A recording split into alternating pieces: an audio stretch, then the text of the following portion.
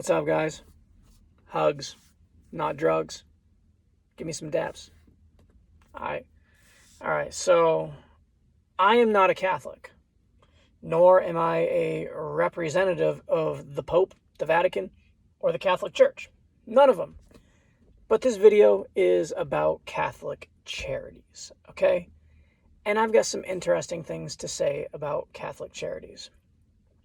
So this was roughly end of 2018, 2019, okay? I wasn't on anything. No methadone, no Suboxone, no weed, no nothing. Absolutely nothing, right? And I'm working this crappy job, right? And I'm not shifting any blame here because I forgive my mother. I don't want to pass any blame on her, but this is kind of what happened. My mother thought I was on drugs because I was acting weird. It's not her fault. Sometimes I act weird. You guys see my videos. I'm not all there. I'm not 100% normal in the brain from years of drug abuse. So it doesn't surprise me that my mother thought I was on drugs, okay? So she thought I was on drugs, which I wasn't, okay? And at first I thought she was joking around, but she was like dead serious. Like she really thought I was on drugs. Keep in mind, I am trying my hardest, like pulling every ounce of strength and pulling stuff out of my soul that I didn't even know that I had. Going to church, trusting God, trying to have faith in God to heal me of my substance abuse and everything that I've created to create a life of chaos. I'm trusting God that He take care of this and take it away from me, which He was. Thank God. But my mother doesn't see this. My mother only sees that I'm on drugs, okay? And so it hurt. It hurt after working so hard to be this sober person, to be accused of being on the one thing that I'd worked so hard to not be on. So when she accused me of being on drugs, keep in mind I'm living at her house at this time. When she accused me of being on drugs, I'm like, okay, you want to accuse me of being on drugs? Well, then I'll just go and get some drugs. If you already think that's what I'm doing, and it's like, and like the knife is being punctured, it's like, well, I've already been punctured, so let's just go and get this over with, and I'll show you what being on drugs is really like. Now, guys, I don't support this. I don't endorse this. I regret what I did, and I'm ashamed of doing this. It wasn't the answer. There was a bunch of things that I could have done differently. Many, many things. And it wasn't my mother's fault, like I said, because I displayed drug behavior from years of drug abuse. So my mother thinks I'm on drugs.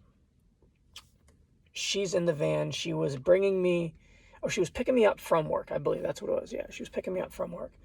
So I get out of the van, and she's gone, and I'm there. I got my backpack and my cell phone, and I'm crying, and I'm just like, I took the bus or whatever, or Uber. I don't know, but oh yeah, I called an Uber. So the Uber picks me up, and I have the Uber drop me off down at the bus station, which is the train station and the transit center. So I'm down there.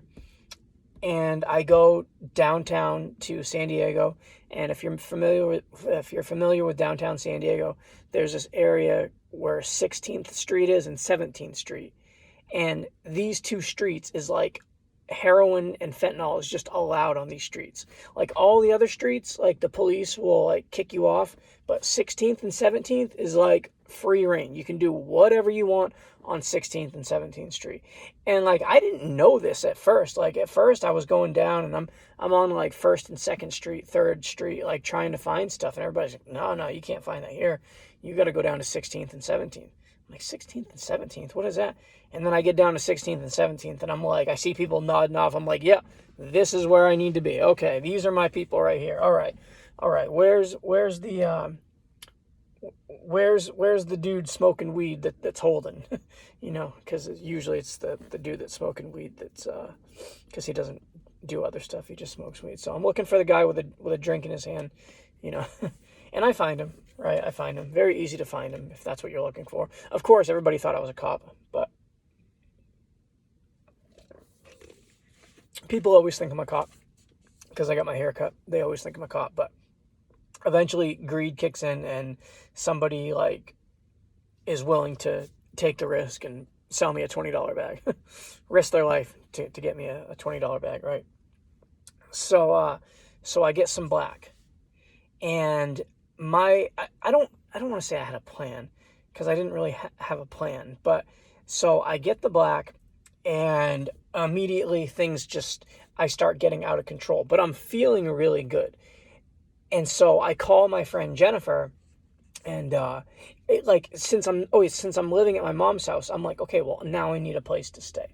So I call my friend Jennifer, and Jennifer was living with her grandparents at the time, and Jennifer was having problems with her grandmother, so she wanted to move out. I said, Jennifer, let's be roommates. Jennifer was not my girlfriend, like nothing like that. It was just like, and so I meet up with Jennifer, and I'm like, hey, I have an idea. Like I said, do you have any cell phones in your name in AT&T? And she's like, no. I was like, well, have you ever, do you have any unpaid bills? And she's like, no. I said, okay. I said, can we go to AT&T and get 3 iPhones, and they'll give them to us for a contract price, and then we'll go and sell them, and then we'll pay the monthly bill on them, kind of like taking a credit card out, but you're doing it with iPhones. And I said after that, I said, well, we'll get the money from the iPhones, and we'll go and rent an apartment, and you'll be away from your grandmother, and I'll be away from my mom, and and that'll be good. So she's like, all right, she's down for it. So we go and get the phones. We sell the phones to these iPhone buyers on OfferUp. If you just go on OfferUp and you just type in iPhone or I buy iPhone, you get all these people that just pop up, and they try to buy them from you for next to nothing. But there's a few people that will actually pay a decent amount. So you find the person that pays a decent amount. Usually if the phone's going for $700 on eBay, usually they'll pay $500 to $550 if you're lucky. You gotta find the right person. But yeah, so that's what we did. So we got the money, and there is there's the trolley system in San Diego, and it goes throughout all the way down to Mexico, to San Isidro, and it goes all the way up to Oceanside, and then Oceanside you can catch another train to Los Angeles. But it goes back and forth pretty much all the way to Oceanside, but primarily just in San Diego. And so every time I run out of black, I need to go back down to 16th and 17th Street. And during the daytime, it's not that bad. For somebody who's not, because you got a bunch of tents and people live down there, and so it's a small little community. So all the homeless people and all the drug addicts, they know everybody. So when somebody is down there and they're buying drugs and people don't recognize them, it sets red flags off with all of the street people, and people recognize that you're not from there. And so you got two types of people. You got people that A, think you're a cop and they want to kill you, or B, people are like, oh, these people are down here looking for drugs. Let's go and try to rob them, or not necessarily rob them, but let's kind of see what they need. And let's say they need $200 worth of drugs. Let's get them $100 worth of drugs and keep the other 100. That's, normal drug addict stuff. And so I end up bumping into this guy. His name's Little Man, and he's a gang member, but he's not really he's a gang member, but he's not gang banging because he's so strung out. The fentanyl, heroin is way more important than the gang banging at this point. And so he was panhandling down by a grocery store. Oh yeah, because I was trying to find a connect. I didn't like walking around 16th and 17th asking for dope, because people always thought I was a cop, and I was afraid of somebody doing something crazy. So and I know the way the dope game works. I'm like, all right, if I can find a junkie panhandling, maybe I can ask him and then use him as a gateway to the dealer. And that's exactly what I did. So I meet this guy named Little Man, and he's panhandling, And I said, listen, man, I said if I give you $10, I said, what are you gonna do with it? He says, oh, I'm gonna go get some food. I said, look, bro. I said, I'm gonna be straight up with you. I said, I do black. I said, I do black, all right? I said, I see your marks on your arm. I said, look, here's my marks. I said, I know they've healed up, but I'm relapsing, and that's why they're not bad like yours right now. And my track marks have healed up so much that it's like it's kind of hard to convince him. But regardless, he agrees to get me some black if I give him $10, right? So he gets me some, and he ends up. I wouldn't want to say he's my connect, but whenever I go down there, I kind of look for him as my point of interest, and then, and then eventually I meet somebody else, and so yeah, and so I'm on the train, and keep in mind when I'm doing dope, my dates, times, and stamps get thrown off. So here we go. So I am out of dope. I am out of money. I think this is actually before. I'm going to backtrack. This is before I got the money with Jennifer from the phones. And I'm downtown and I don't have any dope. I was in prison for stealing. So anything that has to do with stealing is, I'm so not willing to even risk anything, because I'm like, all right, I would rather be a bum and ask people rather than go and steal something and risk going back to prison for something stupid, right? And so that was my plan. My plan was, I'm not going to steal anything. I'm just going to ask as many people as I can to see if they can give me money or just give me some dope. And so that's my plan is. My plan is I'm just going to ask people if they can get me well. Let them know how sick I am. So, because when you pick up a habit just for a couple days, you really can get pretty sick if you don't have dope for a few hours. It's it gets bad.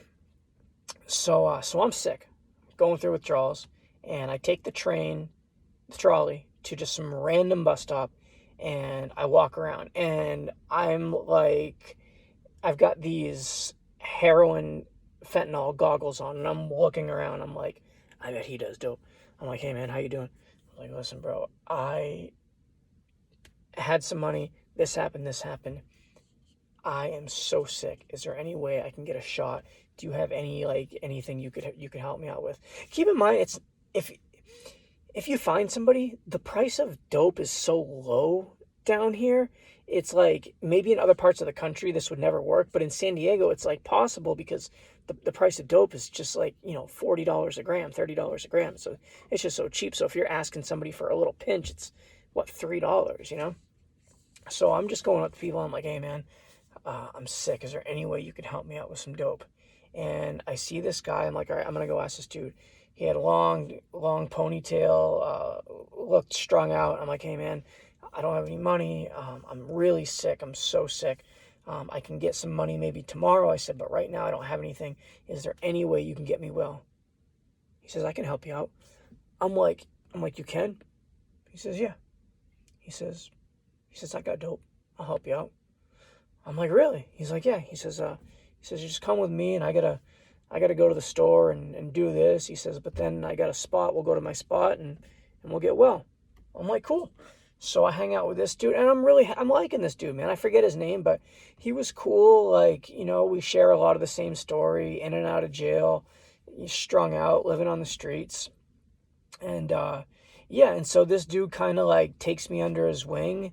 But his street smarts are like not even near on the level of like my street smarts. So he brings me to his spot where he's like staying, and it's like this alley in between a taco shop and like a Jack in the Box, right? Just an alley, like no shelter, no shade, just like cars driving by going to the drive-through.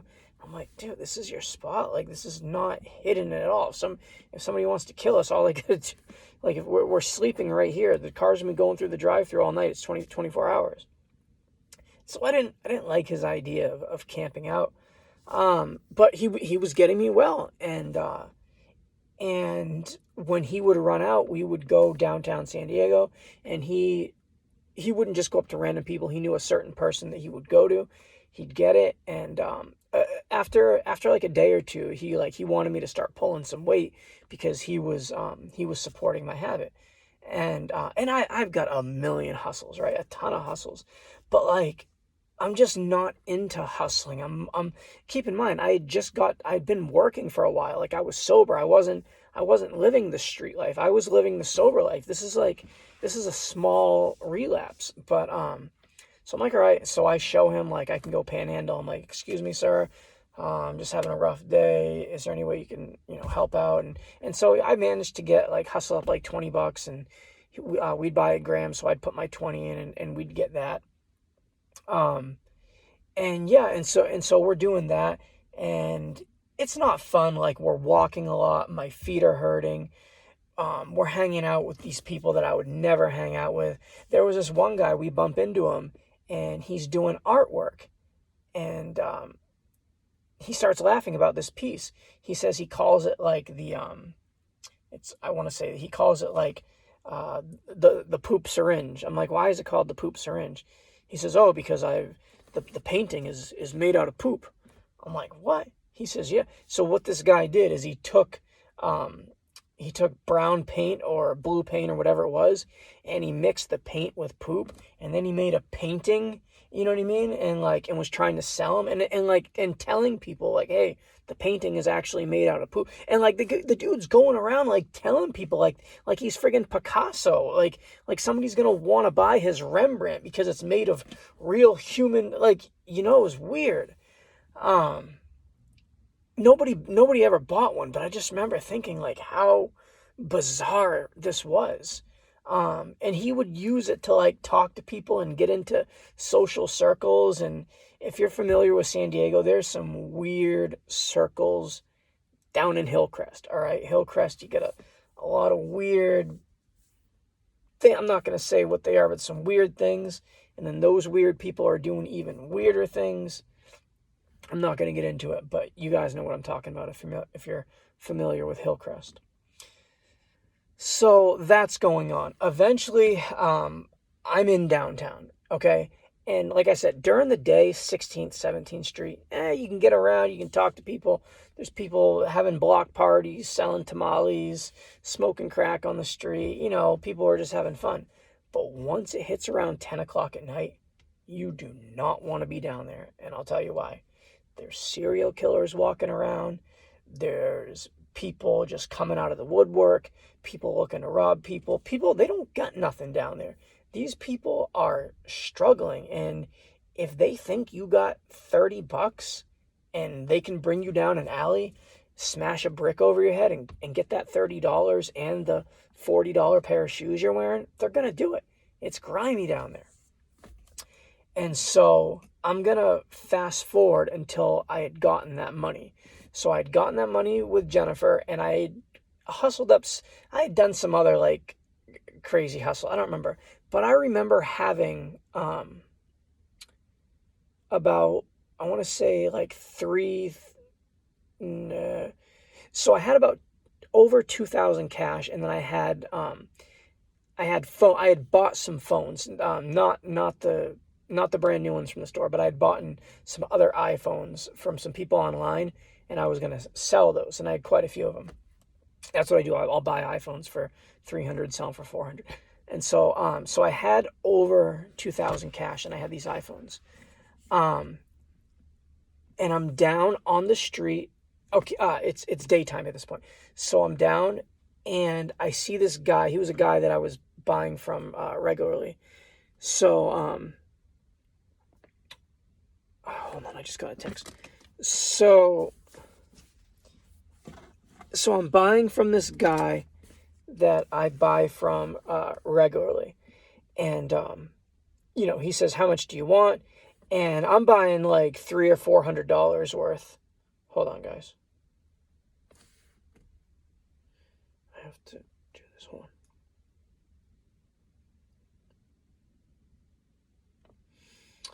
All right. Okay. Yeah, so I'm buying from this guy, and I'm buying a decent amount, and I got money in this fanny pack, and I got money here, I got money here. I got the big wad that I had was rolled up with rubber bands around it, a big knot, right? And I had some ones, I had a lot of 20s, 10s, 5s, because I like showing off knots, not to random people, but I just, I like to take pictures of it and stuff. Used to, I don't do it anymore. But so I had this big knot, and the guy, I'm paying the dealer, and I'm trying to find a certain bills that I had, and I couldn't find him. But I wasn't showing anybody this knot. Like, I'm keeping it hidden. I don't want nobody, because it looks like it's like $20,000. It's really only like 2,000, but it looks like it's a lot more. But still, the $2,000 might as well be $1 million down there with these street people. So, he wants me to give him a certain amount. I'm trying to find it, and then the big wad, the one with the knot on it, falls out of my fanny pack and bounces on the ground, boom, boom, boom, and like rolls, right? And I'm like, oh, I'm thinking, I'm like, oh my gosh, that just fell out. Keep in mind, guys, I'm by myself. There's probably like 4 people. I remember there was these 2 girls. They saw it, right? When it dropped, I grabbed it, I put it back in, and I'm like, oh my gosh, I can't believe people just saw how much money I just had, right? And I look at the girl, right? And I'm like, I'm trying to pretend like I don't know what she's doing, but her eyes lit up, and she had a bike with her, and so she like leaves where I'm at, and I'm like, is she doing what I think she's doing? And she goes over to this guy, and I hear her whispering, he's got money, he's got all this money, we gotta get him, we gotta get him. Like, she wanted to rob me, but she was too small, like, she couldn't do it. And so she's trying to get these people to rob me for this gigantic knot of money that I have, right? And I'm trying to do the deal with the dealer, right? I'm trying to get my dope. I'm trying to go, right? And so I get it, and like, she sees me, and so I start walking I'm trying to get to the train station, because at the train station they have like security guards, and like, they don't let you stand around there unless you have like a ticket. And so I knew that if I could get to the train station, like, I'd be like around security. So this area, 16th and 17th, is so dangerous down there. So I start walking, and she's behind me with people, right? Like 6 people, and they're following me, right? And I'm running, and I go down to the train station, and I had actually called an Uber, and I'm waiting for the Uber, and I tell the Uber, like, you can write a little message. I said, hey, I need you to come as close to the train station as you can. And so I'm just waiting for this Uber driver, and the girl is there with these guys, and they're like circling me like piranhas, like, and I know they're trying to rob me, but like, they're just trying to figure out like the best way to do it. Like, I can tell, like, the people are like, oh, how much does he have? You know, and she's like, well, I don't know. It was a lot, you know, and she's trying to explain it to these people, and they're trying to do this robbery, and I'm so scared, right? I'm so scared. And so the Uber ends up getting there, but I have to walk off property, because like, the Uber driver can't park. Like, there's so much traffic, like, you can't just stop. So the Uber driver has to stop in like this sketchy area. I'm like, oh my gosh. And so I run as fast as I can, and they're following me, right? And then it's one of those it's like the Honda HR-V, where the door handles are like on top of the roof, and like, I'm looking for the door handle, I can't find it. I'm like, oh my gosh, how do I open this? I'm banging, like, hey, open. So he gets out here, and like, and so I jump in the car. I said, go.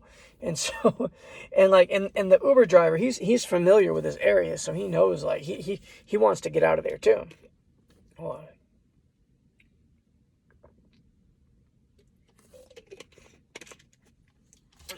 Yeah, so the Uber driver wants to get out of there.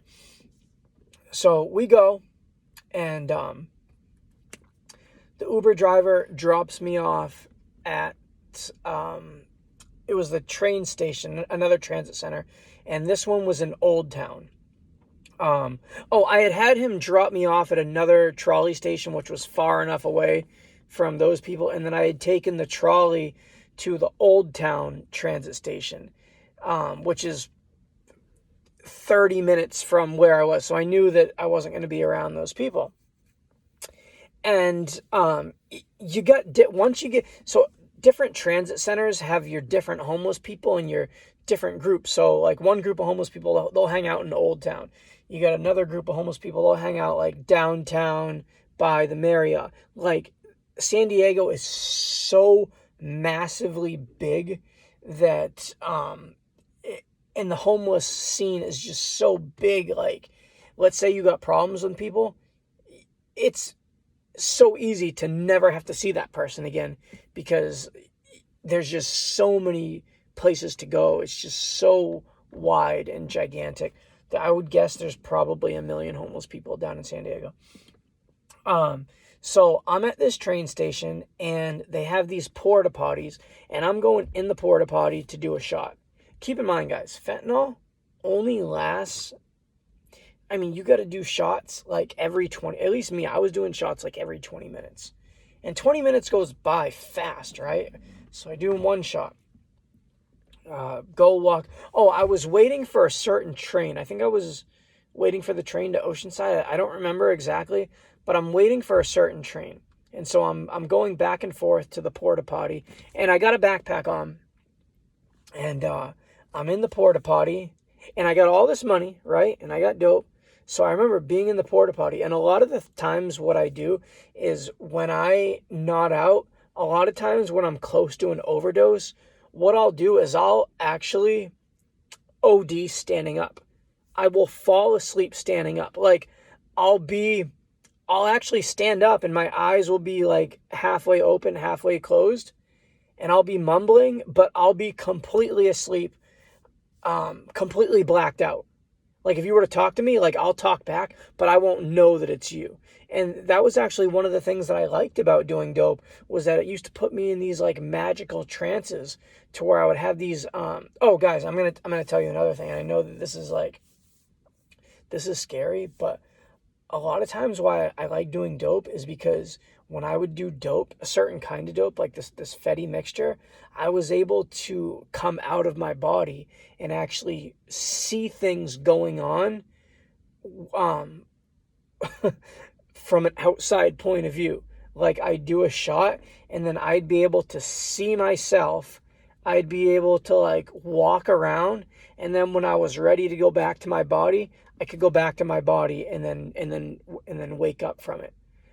Looking back on it now, I was like getting so close to death, and overdosing. That's how scary it was, guys. That's how close I was on a daily basis. Having these out of body experiences, like not like an overhead view. It was like I would have these like, I want to say like wherever I wanted to look. Like if I wanted to look across the street, I could look across the street. Most of the time I was just focused on like my dope, really. I would look at my dope. Like I'd be out of my body and I'd look at how much dope I had left. I would do things like that. It was weird, but yeah, like that's how bizarre it got. And I liked it. It was fun. It's like being on a video game that's you're close to dying. Like, and guys, like I believe in Jesus and I believe that he has mercy, but I don't know if I would have died, if God would have accepted me into heaven like that. I don't know. And that's the scary part about living like that. You're playing Russian roulette with eternity. Like, and so when you die, you got to know like where you're going. Like, are you gonna go down this road? Or are you gonna go down that road? And heaven is real and hell is real. And if you don't mind going to hell, trust me, you'll mind when you get there, because it's hot, it's smoky, you can't breathe, and it's complete separation from God, where everything is evil, and it's the worst amount of evil you could ever feel, and you have no energy, you have no strength, you're with bugs and worms, and your senses are lifted, smell, you have a body, you have a real body that can't die. It's there, but it can't die. You can smell, you can see. It's scary, guys. So I suggest you repent and get right with Jesus and ask him to forgive you of your sins before something happens. But I'm going to continue on with the story. So I'm having these out-of-body experiences, and I'm liking it. So I go into the porta potty, same thing happens. I overdose, and my backpack is like on the floor of this porta potty, and I walk outside of the porta potty and I'm roaming around, okay? But I don't know what I'm doing. All of a sudden, I wake up and I know exactly what I'm doing. I know that I overdosed. I know that I'm standing up, and I know that I was getting high in the porta potty, and I know that all my money is in that backpack. And I have no clue how long I've been out of that porta potty. I don't know if it's been 5 minutes or 2 hours. I have no clue. And I'm like, I freak out. I run back to the porta potty and the door is open and there's somebody in there. And I'm like, hey man, I was like, I left my stuff in there. I'm like, you better not, like, and he's like, is this your backpack? I said, yeah. He's like, oh, you had some money in there. And I'm like, oh my, and this homeless dude just gave it back to me, found all this, actually just gave it back to me. So I gave him a 20. I couldn't have thanked him enough. I said, I can't believe you didn't, I was telling him, I cannot believe you didn't steal my backpack and all this money. Like, what type of homeless dude are you? Like, you just give it back to me? I'm like, that's crazy, right? So yeah, so he gives it back to me. Yeah, couldn't believe it. So I'm there, I'm at the train station, and I realized that I'm not the bus, but or no, maybe it was a bus or a train, but the bus or the train that I was waiting for, I realized it's not coming, okay? And I'm high, like I am completely wrecked, right? And I'm feeling great. I'm just going back and forth to the vending machine, buying sodas. Like when I'm lit, I'm just drinking soda all day, like a 6-pack. You know what I mean? Then I want candy, and so I'm there, and there was another guy who was there, like just sitting around. And so I go up to him. I said, "Hey man," I said, I'm talking to him, like, "What's going on?" And he says, I got a hotel room. He says, my girl's at the hotel room. He says, but I missed this stupid bus or the train. And he's like, I'm stuck here. He's like, I'm trying to get back to my hotel. And this dude, he wasn't trying to hustle me at all. Like, I'm hearing this. And I said, really? I said, you have a hotel room and you're just trying to get back? And he's like, yeah. I said, look, man, I said, I missed my train. I said, I'm stuck here. I said, I need to do things in the morning. I said, I got a bunch of stuff I got to do. I said, I just need a place to crash. I said, how about this? I said, and this is the thing about me being cheap. Like, there was hotels all over the place. I could have spent $100, gotten a hotel, but I was so cheap. I wanted to save my money. I didn't want to spend anything because I had all these like big plans. And so I said to him, I said, hey, how about this? What if I pay for an Uber? I said, I have a certain amount of money on my debit card. I said, I could get us an Uber back to your hotel room. I said, if I get you back there, I said, will you let me stay there until the morning? He's like, yeah. He said, no problem. He says, I just need to get back there because my girl's tripping. I'm like, sweet. And so I'm like, oh, this is great. I'm getting I think it was like a $20 or $30 Uber ride. So I'm like, geez, I'm getting a $20, $30 hotel room for the night. This is awesome. So we go to this dude's hotel, and this is not just like a regular hotel. This is like some sort of like live-in hotel. It's like, it's got like 2 bedrooms. It's got a full kitchen. It looks like an apartment, right? I'm just like, man, this place is nice, right? And he's like, yeah, and he's like, you smoke weed? And I'm like, no. And he's smoking weed. He's trying to give me some. I'm not doing that. And keep in mind, this guy doesn't know that I'm doing dope, right? So I said, hey, I gotta go to the bathroom. He's like, all right. So I go in the bathroom and I get my stuff out and I'm trying to hit, and I can't hit because, like, I don't know why. I was dehydrated. I couldn't hit. And so I didn't want him knowing like what I was doing. So I turned on the water on the shower and it's going. And I say, hey, I yell out, hey, I'm just taking a shower, just to like buy me more time in there. Well, I do my thing, and all my stuff is on the floor, right? Because the door is locked, and I'm planning on just doing my shot and going back out there. Well, what happens is I do the same thing. I overdose standing up, and the next thing I know, I wake up and I'm outside. Like, I know that, him and his girlfriend were like fighting and arguing. Like this couple was fighting more than I've ever seen anybody fight in my life. And so all I remember is this woman like not dragging me, but like pulling me like outside, and me like just going with her. I was like, in my head, I was thinking she was helping me, but what she was doing was bringing me outside the hotel room and then shut the door in my face.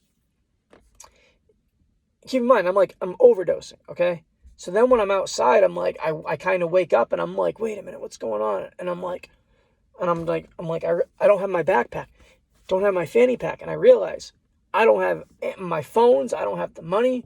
And I'm like, oh, I don't have my cell phone either. I don't have, and oh, my wallet with my ID, nothing, right?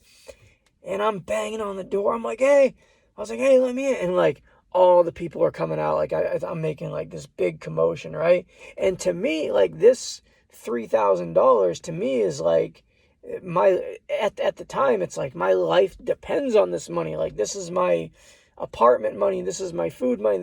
At the time that this was going on, this $3,000 meant more to me than anything, right?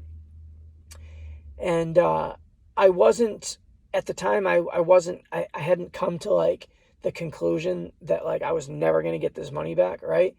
And so I'm banging, and I'm like, all right, can you at least give me, and I'm yelling all this through the door, can you at least give me my phone and my ID? Like, at least give me that, right? And my plan was, when she opened up the door to give me that, I was gonna push in and just barge in and just beat whoever up. Like, that was my plan. And it actually would have been a bad plan, because I think the guy had a gun. So yeah, it would have been a really bad situation. But so she opens up the door, throws it out, and then slams it. So now I got my phone and I got my ID, but no money. And I'm pleading with them, but I'm thinking, I'm like, oh my gosh, right? But I know they're in there. And so like, I'm kind of like, all right, I got the place surrounded. I'm looking in the back, and then the police end up getting there, right? And the police are like, what's going on? And I tell the police that it's my hotel room. I'm just trying to get in my hotel room. And the cops are like, oh, your stuff's in there. I was like, yeah, my backpack's in there. I'm just trying to get my backpack. And so the cops pull me away and like bring me out to the car, and like they want to like do an investigation. And I'm like telling them, like, no, like I need to be by this door to make sure that these people don't leave with my backpack. And so anyways, the cops pull me aside, and I see the door open, and I see him dip, and I'm like, no, I said, there they go. I said, they got my backpack. I said, I got to go get my backpack. And they're like, who? The cops think I'm delusional. They're like, who? We don't see anybody. And I seen them leave, and I'm like, oh my gosh, I'm freaking out. And the cops are treating me like so bad. The cops are treating me like I'm a crazy psychopath. Like, they think that I'm making all this up, right? And I am. I'm completely out of my mind, right? I'm high on dope. I just overdosed. Like, yeah. So the police end up bringing me to this. I've never been to a place like this before. Throughout all my times, like in different cities, I've never been to this is a weird place, okay? So the police bring me to this place. It doesn't say jail. It doesn't say anything. It's just this house, and it's got a door that locks, like you're locked in, like you're locked in, there's a security guard there. They put you in there. There's a bunch of people sleeping in there. It was all drunk people. And what it was the police just go around and collect all the drunk people, throw them in this drunk tank, and then in the morning they let people out. But I don't know what's going on. So they put me in there, and that's what it was. Like, they didn't arrest me. They just, like, the substance abuse scene is so big in San Diego that they just have this place, and they just basically lock you inside for the night. And then when you sobered up, they let everybody out. Like, you have to be sober enough to leave this place. So that's what happens. So they let me out, and in the morning, I've come to I've come to the conclusion that I don't have any money, and things are really, really bad, right? And it was devastating to to lose all that. Like I had big plans for it, but hugs, not drugs. You see what happens when you do drugs. Bad things happen. Guys, I'm skipping a lot of details because I'm all over the place. I've been trying to get a video out, but some things happen. My apartment caught on fire. I'm staying in a hotel room right now. I had a Christmas tree. The smoke from the fire completely destroyed the Christmas tree. I had a saw. I cut up the Christmas tree and threw it in the dumpster. Saved a piece for a souvenir. But it's been a rough week. Plan on having a good Christmas. The apartment caught on fire. And luckily, they contained the flames to our apartment. If it would have been 3-4 minutes later, then the support beams would have caught on fire, and the upstairs neighbors would have been homeless as well. So thank God that we're the only ones that happened to. At least it didn't catch on any of the other apartments. So I'm thankful for that. I'm still thankful for a lot of things. It's Christmas. I still have my vehicle. I've got a full tank of gas. I've got money. Things could be a lot worse. So yeah, so that's why I haven't posted in a couple days. I try not to give you guys too much of my personal life because I want this to be like just strictly storytelling, but it was such a major event, a fire. I've never had a fire happen to me before. Nothing's ever burnt down in my life. So that's why I'm going to share that with you guys. But if you guys want to see the video of the of what it looked like, it was the bathroom that caught on fire. There was this there's a heater. It's an electric heater. Like, you know how the hotels, you go in, you flip a switch, and the electric heater will turn on, like usually on the ceiling or on the side, and it keeps you warm like after you get out of the shower. That's what it was. But this is an old one. This is like from the 1970s.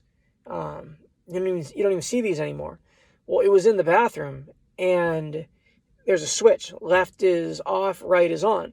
But the heater was so old that like left wasn't really all the way off and right wasn't really all the way on, and the switch kind of like floated. It didn't really stay in one spot. So if it kind of like pushed a little bit to one side, the heater would come on. And the heater had came on like 3 times in like the last 2 weeks. And I kept saying, oh, that's a fire hazard. Like, this is crazy. Like, how does that thing keep turning on? Like, this is crazy. What we should have done is we should have put a piece of tape on it and taped it completely off. But yeah, so hopefully the fire department will say that it wasn't our fault and maybe compensate us. But my Laker jersey got burned. A bunch of stuff got lost, and it's been rough. I'm staying in a hotel right now, so I'm going to be here until Christmas. I don't know if I think they're going to remodel the apartment. I don't know if what the timeline is. It could be months. I don't know. I don't even know if they're going to let us back. I have no idea. But my girlfriend and their 2 kids, I'm with her 2 kids. I'm with them, and yeah, so we're all here in the hotel. But yeah, hugs, not drugs. I love you guys. Thank you guys for subscribing. I was happy a couple weeks ago when I hit 100 subscribers, and now I'm at 163 subscribers. I don't know how that's possible, but thanks to you guys. I'm not one of those people that's going to ask you to like, comment, subscribe, but if you do, I'm happy with it. I'm happy that I got some subscribers because I want to go live. I want to do, I got a storage unit full of all kinds of like really nice stuff. And so I want to go in the storage unit and do a live and do a giveaway, right? But I can't do it unless I got like 1,000 subscribers. So I'm trying to get up. So if you know some people, try to get them to subscribe so we can start doing those giveaways. Guys, I've got some nice stuff, right? I'll do giveaways every day. I sell things. I sell things online. So I have like a never-ending supply of things to give away. So yeah, let me know. Hugs, not drugs. Dabs.